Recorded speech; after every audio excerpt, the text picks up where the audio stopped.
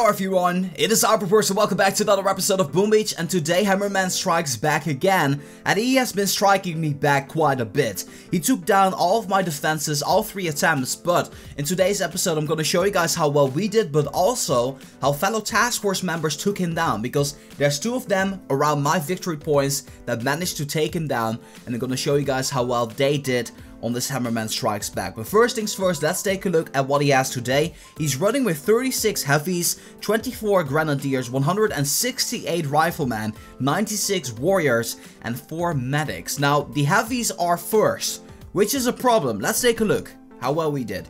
So I swapped my base around. I'll go a little bit more in depth later. But one thing you want to be doing is take out those heavies as quickly as you can, because once the grenadiers make their move and once they are assembled together, they're gonna be they're actually a massive force of pain on the base. So as you guys can see, trying my best here. We are kind of stopping them, but it isn't going to be enough, because look at this. Grenadiers assemble, but the riflemen go in the front of it, and the heavies aren't even taken out. So that means that the grenadiers have free play to take out whatever they want on their base. Now, I did swap up my shock launchers there, so they are definitely doing work. I placed my laser beam in the front, and I placed my shock blaster in the back there.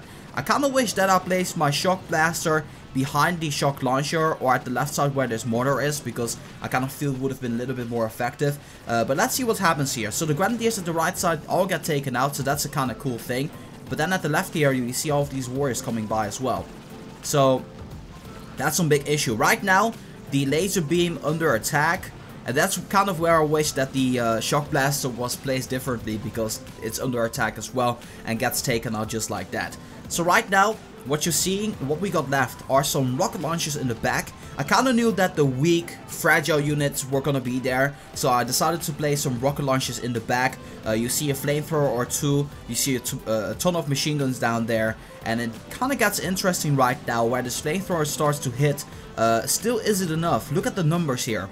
There are so many units still alive, and then there's some grenadiers over there also doing a ton of damage. So there isn't really anything we can do to hold this one off, and unfortunately this results in a loss from my side, not taking out Hammerman, and we just got pulverized just like that. I think I did a good effort, but it wasn't good enough. Also, the medics are still alive, so yeah, big issue there. He took us down, but gonna show you guys 2 attacks that actually managed to take him down. The first one is 10-ton hammer. Now 10-ton hammer went with an interesting attack strategy, so let's view the battle here. He actually has a damage amplifier 2 and a shock blaster 3 to take him down, so let's see what happens here. He has a shock launcher at the left, which is immediately doing work, which is really great, and then over at the right side also. So I feel that the front is really nicely protected. There's a lot of mines on there, so you got the first layer of defense, but essentially the shock launchers are like a second layer of defense that work immediately. Then you got some rocket launchers over here, damage amplifying to the max, taking down everything. Look at this takedown right now. This is really insane to watch. Now of course some of you guys don't have a damage amplifier, which I totally understand. So this attack might not really be that relevant for you, but still, the setup is really great and the defense is really fantastic. Look at this, the shock launcher actually does its work before it gets taken out, and the warriors get a ton of damage here. The mortar is basically useless, but it's there to catch some fire. And then look at this flamethrower in this brilliant position right there. Flamethrower basically making sure that it hits everything in front of it without it actually being taken out. So this flamethrower is in a really nice position.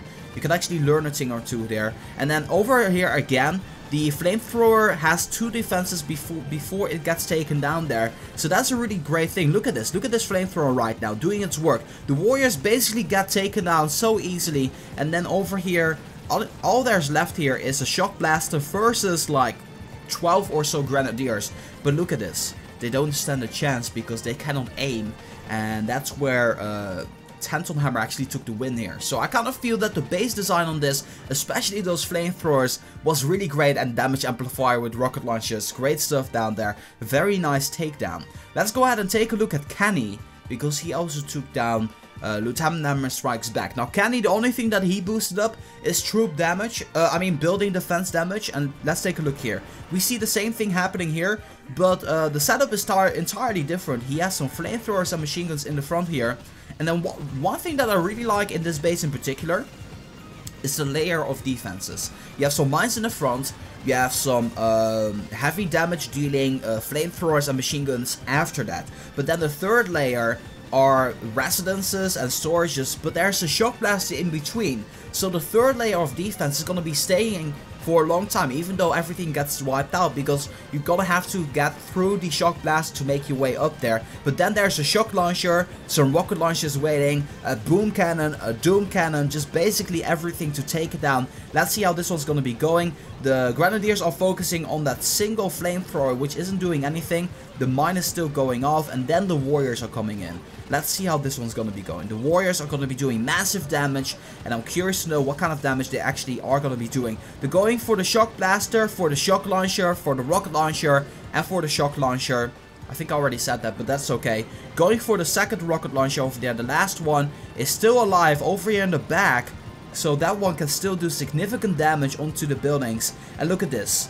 Look at this. All of the warriors are practically gone here by cannons, boom cannons, and they really cannot survive the hits there, so they got no means of recovering, so that's really great to see. Look at this, the warriors over here are still alive, not for long because they got wiped out, and then it's basically just the grenadier versus a rocket launcher, and we already know how that's gonna be going. Rocket launcher takes the win here, and as you guys can see, very nice defense from Kenny. Kenny has more victory points than I do, so definitely take a look if you want to be using his base. I'm going to be loading up the base once again, and I'm going to be wrapping this episode off here. So if you want to be using this base, make sure you use the screenshot right now. Make a screenshot right now, so that way you can save the base layout and use it for yourself. Tell me in the comments how successful this base design was for you, and that's gonna be doing it for this episode of Boom Beach. I hope that you guys get something out of this